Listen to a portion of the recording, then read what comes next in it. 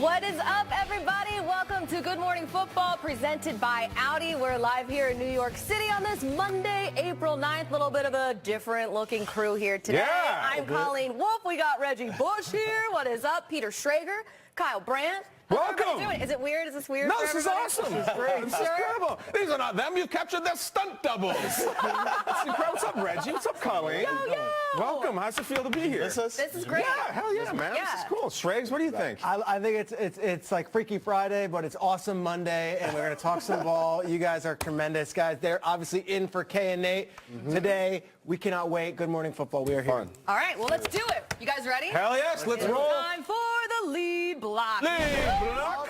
All right, so as first reported by our own Kim Jones, receiver Odell Beckham Jr. is expected to report to the Giants facility today as their team begins their voluntary off-season workout program. Now, Reggie, let's talk about this, because considering guys like Mike Evans and you have Allen Robinson, they've already gotten paid. So should he report, and how does this affect everything for him and his negotiations? I think he should report. I think it's a good thing. I think it's a better thing for Odell than it is for the Giants because, for one, it keeps him focused on football, keeps him out of trouble, and I would like to see Odell get back to football. And I don't know if this has any ramifications as far as contract negotiations.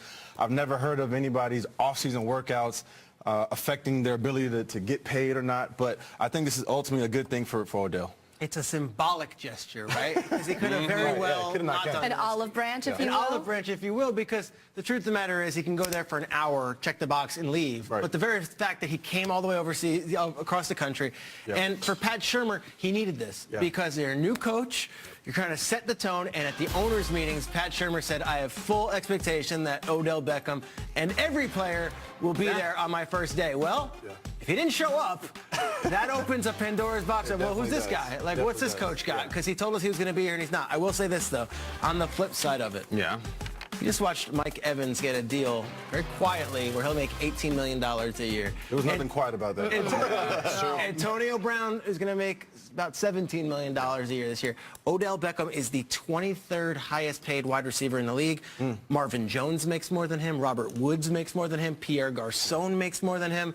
That is still lingering. And just because he shows up today, that doesn't change that script. And Odell Beckham knows what the score is. He is vastly underpaid, but he is also under contract. He is. But, Peter, I think this is huge. And I'm very proud. I don't know if you guys know this, but Odell, I always say, it makes me feel old. Just the way he acts, the way he looks, everything. Like the salt in my sideburns, that comes from Odell. Truly. He's responsible for this one and this one. He always say he's like my second son. I truly feel that way.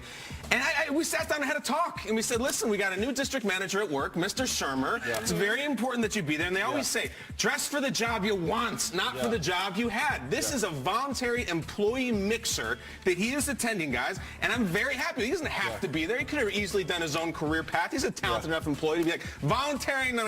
I'll see you when it's time for the quarterly meetings. He is there. It's different. And I truly think if I could sit down and tell him, Odell, my advice to you, just show up and be the best employee possible. Be the best player possible. It will end as it does in the corporate world with money. I'm proud of my second. This is the happy I'm proud hour. of it. The email that everyone gets in the office saying, hey, there's a voluntary happy hour, guys. It's at 5:30. Come after work. You can come if you want And then to. no one shows up. No. Odell saying, I'm coming. He's there opening the tab, And Peter. he usually does it. He usually does He's not. usually in California Yes. at this point. So it's a big deal. It is a big deal. Now the question is, should he be there? Like Reggie, I look to you. Could he have put? I think He's just been in the news for 2 weeks because he was on the trading block. As a player, what would have been the defense of not coming? Well, the defense of not coming would be to pay me. You know, I put in the production year in and year out. You've seen what I can do on the football field. You've seen how nobody can basically cover me, how I can catch one-handed footballs. So pay me. And I think that would be the only excuse, or if there was any argument against that, that would be the argument. But I love the fact that he showed up because this shows a lot of maturity on his part. And I think he could even take it a step further.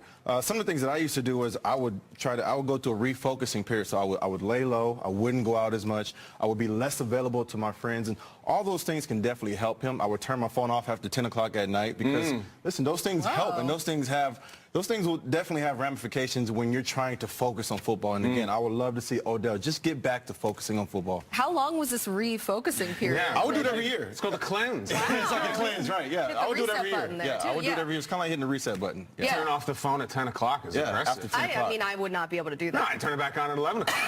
I'm more interested, too, like, knowing the character of Odell, like, is his heart really into this? You know what I'm saying? Like, Yeah. I picture him like, all right, remember Dennis Haysbert in Heat when he's like working at the diner and he's like, I don't want to be here. He tried. He's trying to do the right thing. Yeah. And it just took one thing from Neil McCauley. It's like, I'm out of here. Throw the apron up. I wonder if like Odell can really sit there and sit in here and go to volunteer workouts day after day and be the good employee. It's a long time till this season. They're You know what also I mean? not doing anything on the field right now, technically. Yeah. So, I mean, when he talks about, you know, not stepping on the field until he has a new deal, they're just doing like conditioning and rehabbing and stuff like that. So they can't do that for another 2 weeks. No, you're right. And today there is a little minor medical checkup, though, and we haven't heard about his, you know, what kind of condition he is. I heard he's been sending videos to the Giants throughout the offseason, sending them, here's how I'm looking, here's my rehab, here's how it is.